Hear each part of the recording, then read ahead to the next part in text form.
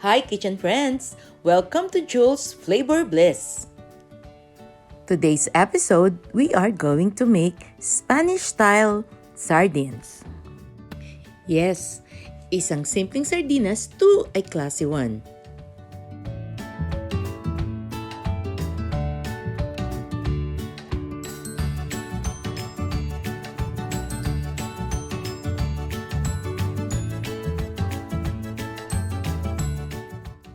At narito ang mga sangkap na kakailanganin natin.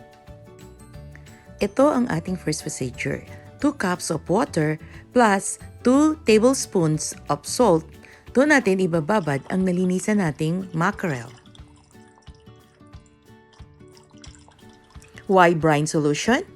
Kasi it will keep the delicate flesh ng fish from drying out. At naseasoned na rin ito from skin to flesh. Ibabad lamang natin ito for at least mga 2 oras. At narito pa ang ating mga sangkap. 6 na piraso ng mackerel na binabad natin kanina. 6 pieces laurel leaves.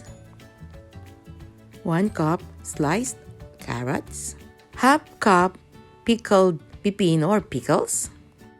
Half cup black olives, 2 tablespoon vinegar, 1 teaspoon peppercorn, half cup or more olive oil or canola oil, 2 tablespoons patis, 3 segments garlic sliced, 1 tablespoon paprika. Then mag-add na rin tayo ng 1 tablespoon ground chili para may kick. So, come on, let's start!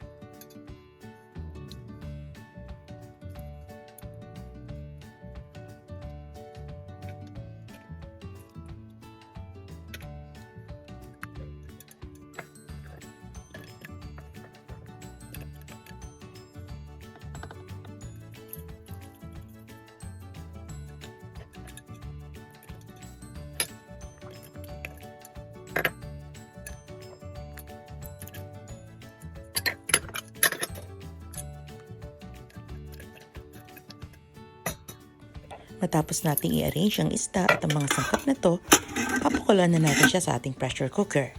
30 minutes on a medium fire.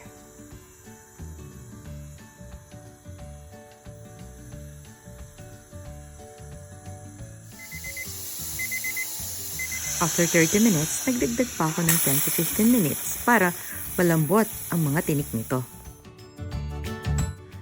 Yan ang ating easy peasy Spanish style sardines.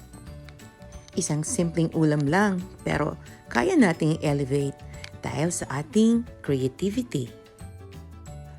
Mouth-watering ito dahil sa kanyang tamang-tamang alat, konting sweetness, asim, at kick ng anghang nito.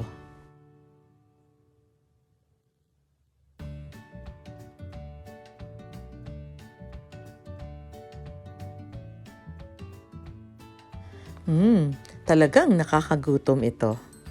At kung gusto mong balik-balikan ang ulam na ito, pwede mo rin itong ilagay sa isang glass jar.